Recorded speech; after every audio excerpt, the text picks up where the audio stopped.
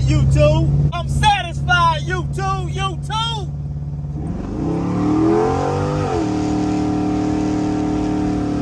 There it is. There go that one. That one go to here. And this one go back here. And connects over here. Now what I do is just run a line from right here and run it out, over, and boom, to the radiator right there, boom. If you done an LS swap, or if you thinking about an LS swap, you don't want your LS engine running hot. You don't want your LS engine having detonation. All of this stuff, man, can cost you a lot of money. You just spent a lot of money on your LS engine, putting your engine in your car. You don't want to tear it up. Make sure you watch the video all the way through. We're going to be covering some very, very important information to prevent you from having to make these kinds of costly repairs, like how to properly hook up, install, and vent your steam vent system on your LS engine.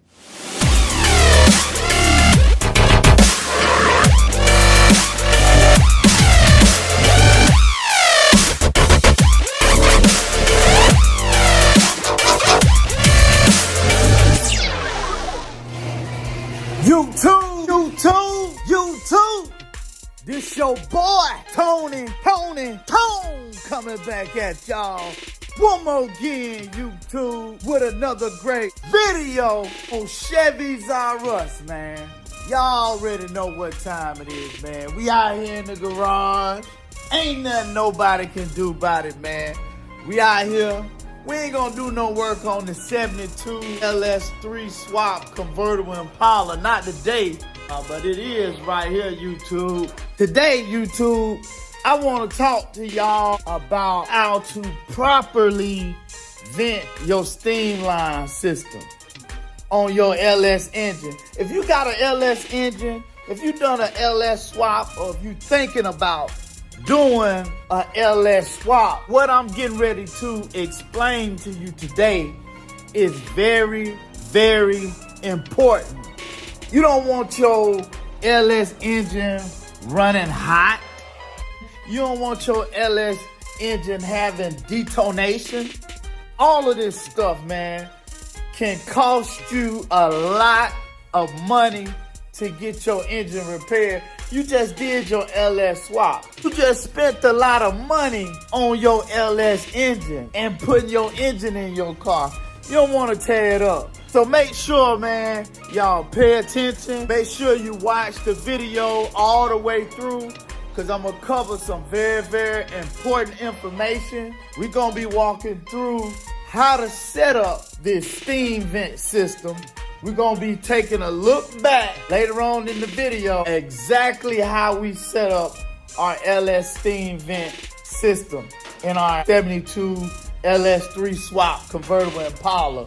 But first, before we get started, like LS swaps, like we working on the 72 convertible Impala, LS3 swap, you like working on old school cars, or even if you just like looking at some nice, clean, old school cars, make sure you go ahead and click that subscribe button. Make sure you turn your notification bell on. Make sure you leave me a comment in the comment section and say, hey, look here, I'm locked in with Chevys R Us, Tone. YouTube. Y'all ready to get to it? All right, let's get to it.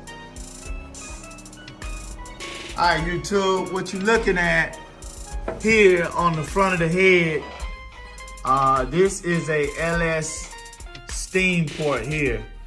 And the port is nothing but a port, an opening in the head, and then it has a screw right by the opening. And you got one in the front of each head. You got one there on the driver's side, and then you got the other one on the passenger side head. And you actually have these same ports in the back of the engine. Let me see if I can show you the ports in the back of the engine. Yeah, okay, you can kind of see it right there. That's one right there. And then you got one over on the other side. Let me show you that one on the other side. You see here. Yeah, this is the other one on the other side. There it is right there. So what they are, what is a steam port? A steam port, it's exactly what it sounds like. General Motors, Chevrolet, General Motors, whoever designed the LS style engine, they realized that due to the specific design of the engine, the way the cooling system works, the coolant that circulates in the engine, it'll build little air pockets. Oh man, hang on one second. Trash man coming. Get my trash out. What's up, man? What's going on, boss man?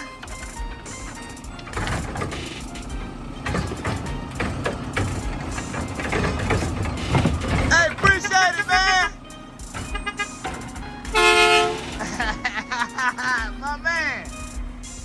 The reason that it's located at a high point is because air does what? It rises. Air rises to the top. Bubbles rise to the top.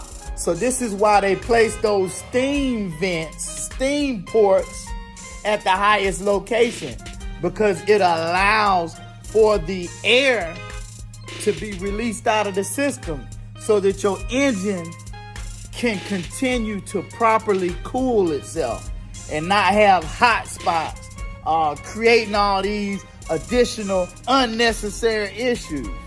So don't let nobody tell you, oh, no, you don't need that. No, GM made that design for a reason. So if you building a car, you want reliability, you want dependability, you want performance, and I highly recommend you make sure that you properly route your steam vent ports and properly plumb it to your radiator or either your water pump. And we'll walk over all of that in just a bit. Today, we're gonna be installing our steam line kit. You know, I did some research, man, and I looked out online, man, and there's a lot of different steam line kits out there, man. A lot of cheap stuff. Look like it'll just break or crack. But what I found, man, I found a steam vent kit from Jed's. I throw the part number in the comment section, or I got it in the mail today, and it's very, very durable, man. High quality. So let me show it to y'all real quick. Here it is right here, YouTube. Very high quality, man. This is a high quality steam line kit. I know you don't want to put your motor together. You out there doing burnouts, or you traveling on the highway, and you don't want to have to worry about no coolant or steam or anything like that leaking. So do yourself a favor, YouTube. Get you a good quality one, man. What's up, Mage? What's happening, man? What's going on with YouTube? YouTube. There go Mage, y'all. Tell him what's up, son. You gonna help Dad put these steam kits on, man? No chance. It's like 50,000 degrees. All right, it's all good. All right, YouTube, we'll be back in a minute. Hey, flies are part of Georgia. That's it for the steam tube, YouTube. YouTube.